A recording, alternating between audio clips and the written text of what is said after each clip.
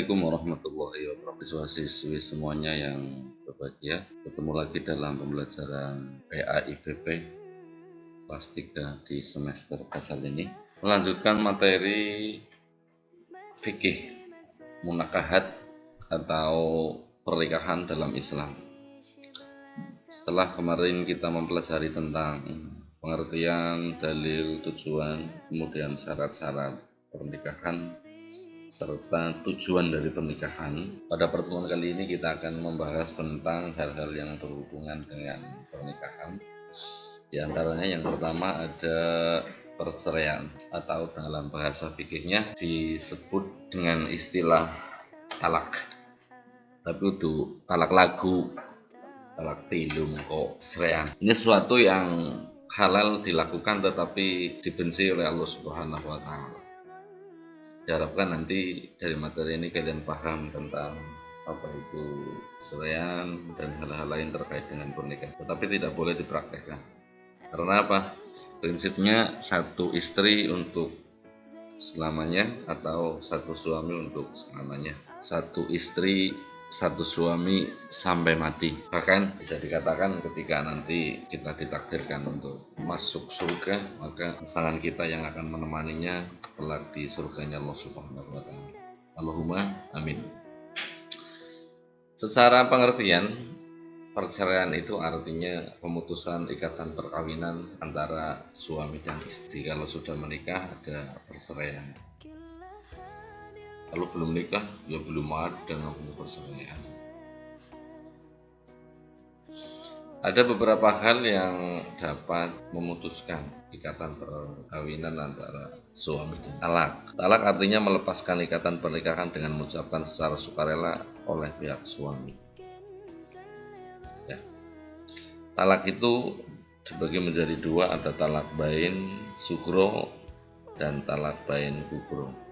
Talak sugro itu di mana seorang suami mengucapkan talak, kamu saya cerai, begitu, pertama atau kedua kali. Tetapi seorang suami boleh kembali atau rujuk kepada istrinya tanpa harus melakukan akad nikah yang baru kepada bekas istrinya. Tetapi manakala sudah sampai ketiga kali, maka seorang suami kembali atau rujuk kepada istrinya tetapi dengan akad nikah yang baru.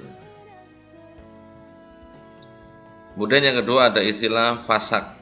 Fasak yaitu pembatalan pernikahan antara suami dan istri karena sebab-sebab tertentu, cacat dan sebagainya, boleh. Kemudian yang ketiga ada li'an, yaitu sumpah suami yang menuduh istrinya berzina.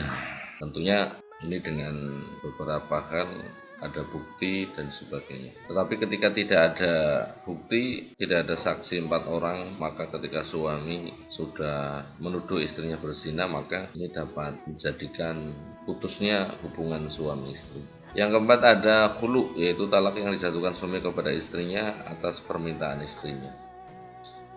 Istrinya sudah bosan mungkin ya, ingin ganti pasangan, kemudian meminta agar diceraikan oleh suaminya. Dalam fikih boleh, tetapi ini sesuatu yang dibenci. Yang selanjutnya ada ilah, yaitu sumpah suami yang mengatakan bahwa ia tidak akan meniduri istrinya selama 4 bulan atau lebih. Yang muncul di sini pertanyaannya kan, kenapa kok seorang suami sampai sumpah untuk tidak meniduri istrinya selama 4 bulan? Dan terus ngapa bojo kan gue, ya kan? Kemudian yang ke-6 ada zihar, yaitu ucapan suami yang menyerupakan istrinya dengan ibu. Suatu saat kalian sama istrinya, jangan sampai kalian menyamakan istrimu dengan ibunya, ibumu. Sampai di sini paham? Paham. Ini 6 hal yang menyebabkan adanya perceraian: talak, fasak, li'an, khulu, ila, dan zihar. Yang selanjutnya, ketika seorang suami bercerai dengan istrinya, maka ada masa iddah bagi seorang istri. Seorang istri itu akan kembali kepada suaminya atau dinikahkan lagi oleh laki-laki yang baru. Ini secara fikih ada aturannya yang dinamakan dengan masa iddah, yaitu masa menunggu bagi seorang istri yang ditinggal mati atau bercerai dengan suaminya untuk bisa menikah kembali. Ora beras-beras langsung bojo, langsung dibojo, nggak boleh. Kalian boleh sambil minum kopi silahkan kalau ada. Kalau nggak ada ya jangan memaksa. Masa idah ini berbeda-beda antara perempuan yang satu dengan perempuan yang lain. Satu, karena suaminya meninggal dunia atau wafat, maka masa idahnya dibagi menjadi dua. Yang pertama, 4 bulan 10 hari bagi istri yang tidak hamil, baik sudah bersambur atau belum. Ini untuk memastikan seorang perempuan itu lagi hamil atau tidak hamil. Karena nanti kehamilan seorang perempuan akan menentukan nasab bagi anaknya. Ramane siapa kan. Yang kedua sampai melahirkan, yaitu apabila seorang perempuan lagi hamil ditinggal mati oleh suaminya, maka perempuan itu boleh menikah lagi manakala sudah melahirkan. Yang pertama ketika tinggal mati dalam keadaan tidak hamil, maka boleh menikah manakala sudah melewati masa 4 bulan 10 hari. Perempuan yang lagi hamil ditinggal mati oleh suaminya, maka boleh menikah lagi ketika kandungannya sudah akhir. Kedua, karena talak, karena fasak dan hulu. Yang talak, fasak, hulu tadi sudah. Sampai bingung, sampai di sini bingung. Apa itu talak, apa itu fasak, dan apa itu hulu. Pertama, tidak ada masa iddah, yaitu bagi seorang istri belum bersampur, bojo, urung tahu campur. Campur ngerti maksudnya mbok ya? Ya kayak lah kayak gue. Nah, itu yang kayak jus coklat paham kan? Nah, ini bojo urung tahu ngapa-ngapa ngemek be urung lah kan gitu. Kemudian ada masalah sehingga bercerai, maka tidak ada masa iddah. Barang cerai, akta cerai dari pengadilan sudah keluar, maka dia langsung boleh menikah lagi. Beda dengan yang sudah pernah bercampur antara suami dan istri. Kalian nggak usah penasaran apa itu bercampur. Urung mangsane. Pertama 3 kali suci, yaitu bagi perempuan yang masih menstruasi, belum menopause. Artinya perempuan itu boleh menikah lagi manakala sudah 3 kali suci dari haidnya. Bulan Oktober bercerai, maka dia boleh menikah lagi manakala sudah suci bulan November, sudah suci bulan Desember, sudah suci bulan Januari. Dia boleh menikah lagi. Dan yang kedua, 3 bulan. 3 bulan yaitu bagi orang yang sudah tidak menstruasi atau dengan istilah kesehatannya itu menopause. Dan bagi yang dicerai ternyata lagi hamil, maka dia boleh menikah lagi ketika kandungannya sudah dilahirkan. Kemudian ketika suami istri talak atau sudah bercerai, maka pikir-pikir gitu ya, ternyata masih ada rasa dalam benak hatinya yang paling dalam, pingin kembali lagi. Boleh pada? Boleh. Itulah yang dinamakan dengan istilah rujuk. Rujuk artinya kembalinya suami kepada ikatan pernikahan dengan istrinya yang dicerai dalam masa ini. Ada rukun, sesuatu yang harus dipenuhi manakala sang suami rujuk kepada istrinya. Pertama, istri sudah bercampur dengan suami yang mentalaknya dan masih berada dalam masa iddah. Kedua, keinginan rujuk suami atas kehendak sendiri, dipaksakan. Ada 2 orang saksi yang adil, sihot atau ucapan rujuk.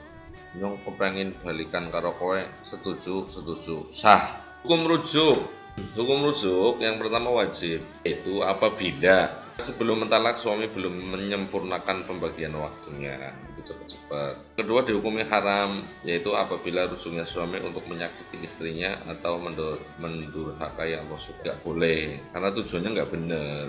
Keroh itu jika perceraian lebih selakat, artinya apa? Itu dengan kembalinya orang suami kepada istrinya malah ada manfaat sama sekali, dan lebih baik. Keempat, dihukumi sunnah, yaitu jika rujuknya suami kepada ya niat ibadah karena Allah Subhanahu wa taala. Melas orang sing ngode kena begitu. Yang selanjutnya pernikahan. Pernikahan merupakan cara yang benar dari Allah Subhanahu wa taala untuk memperoleh anak atau keturunan yang sah, kembangkan keturunan yang sah. Namanya pernikahan itu kan berhubungan, kemudian baru punya keturunan. Dibalik kedua pernikahan, suami istri dapat memupuk rasa tanggung jawabnya dalam rangka memelihara, mengasuh dan mendidik. Berayan urip yang melengkapi saling menutup kekurangan. 3. Menjalin hubungan silaturahim antara keluarga suami dan keluarga istri. Sedulur. Kemudian pernikahan menurut undang-undang di Indonesia diatur dalam Peraturan Menteri Agama Republik Indonesia 154 tahun 91, pelaksanaan Instruksi Presiden nomor 1 tahun 91. Artian dan tujuan pernikahan yang dinamakan dengan pernikahan adalah akad yang sangat kuat untuk menaati perintah Allah Subhanahu wa taala dan melaksanakannya merupakan ibadah. Di sini juga diatur tujuan pernikahan itu untuk mewujudkan rumah tangga yang sakinah, mawaddah, rahmah. Sakinah gue mawaddah dan sih. Pernikahan diatur dalam Undang-Undang Republik Indonesia nomor 1 tahun 74 di pasal 2 ayat 1 Undang Republik Indonesia tentang sahnya pernikahan. Karena nikah ada 2 untuk suami dan 1 untuk istri. Bahkan oleh siapa? Urusan agama.